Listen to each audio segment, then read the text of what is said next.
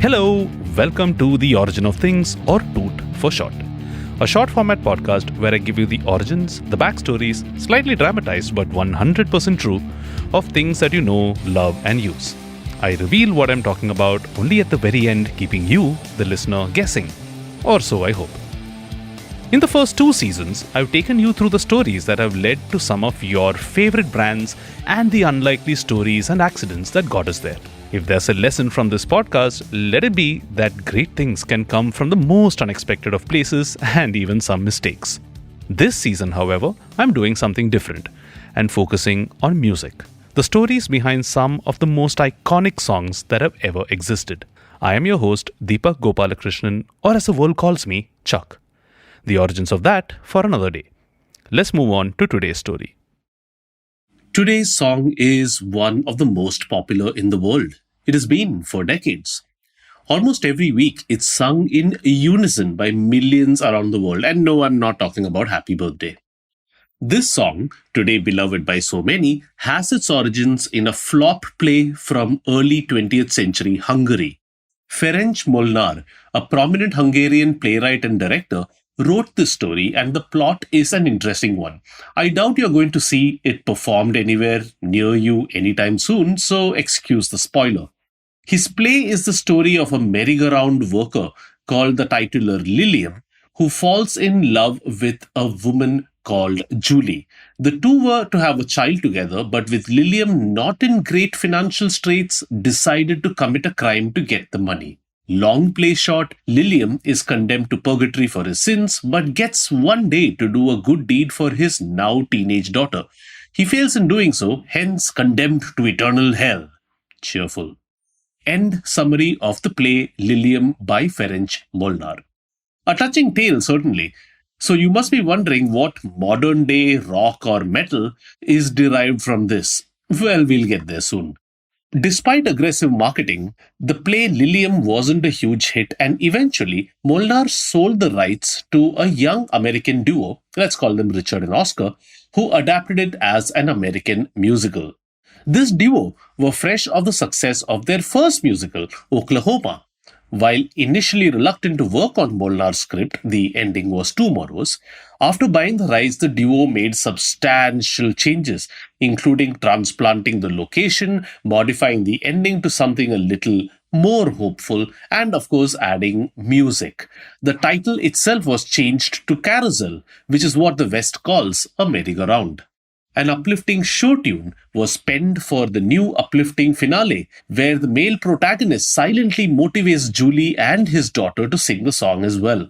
Overall, this musical did fairly well, and now, as you might have guessed, dear listener, that show tune is what we're going to be talking about on this episode. As was the case with many of those show tunes from popular musicals, it was covered by many bands. One such band was a certain Liverpool band managed by Brian Epstein.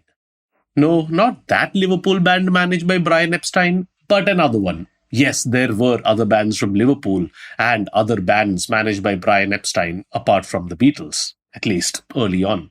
The band's vocalist, Gerard, presented his local football club's manager with the song, his version of it, and the latter immediately loved it. The British press, desperate for any masala between matches, quickly moved to call the song the new club song. Everyone seemed happy to play along, and in fact, Gerard's band was even invited onto the Ed Sullivan Show, where he said of the football manager, "Bill came up to me and said, 'Jerry, my son, I've given you a football team and you have given us a song.'" End quote. I think those of you who are into football know exactly where this is going. The song ended up being the anthem for the football club, and the title even being memorialized above the club's iconic iron gates. So the next time you watch a game of Liverpool Football Club, either at home or if you're lucky at Anfield Stadium, joining 40,000 fans at the venue and millions others around the world sing along in unison. Remember that this song had its origins not in Liverpool but far away in Budapest. Without that story of darkness would not have come the story of hope, and maybe there's a lesson over there which is outside the scope of this podcast.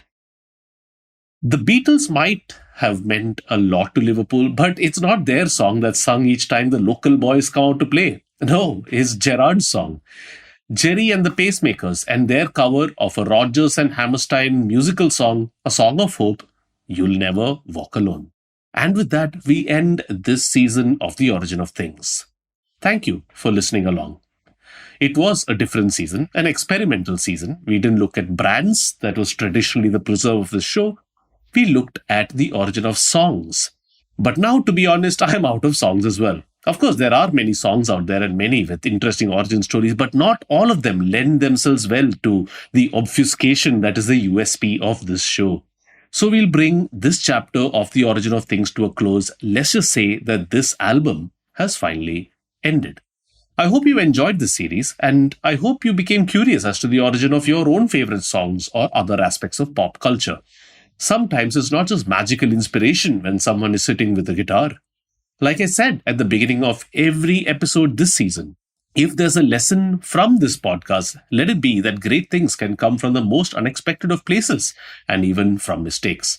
I hope you find your own inspiration from the most unexpected of places and even mistakes. As for me, I'll be working on other projects. My main show Simplified is still going on, and perhaps I'll do a second season of my interview show Getting Meta.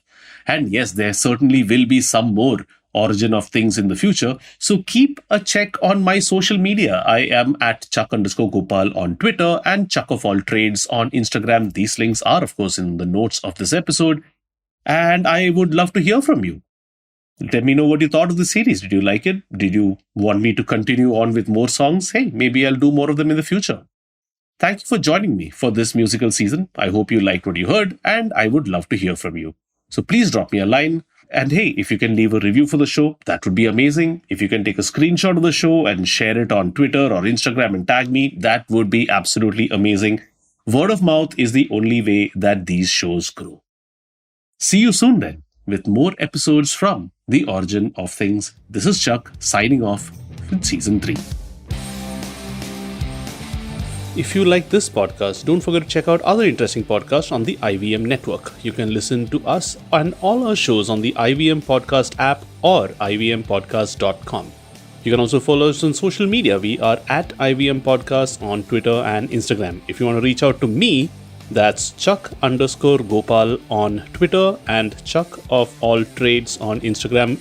All links in the show notes of this episode. See you next week.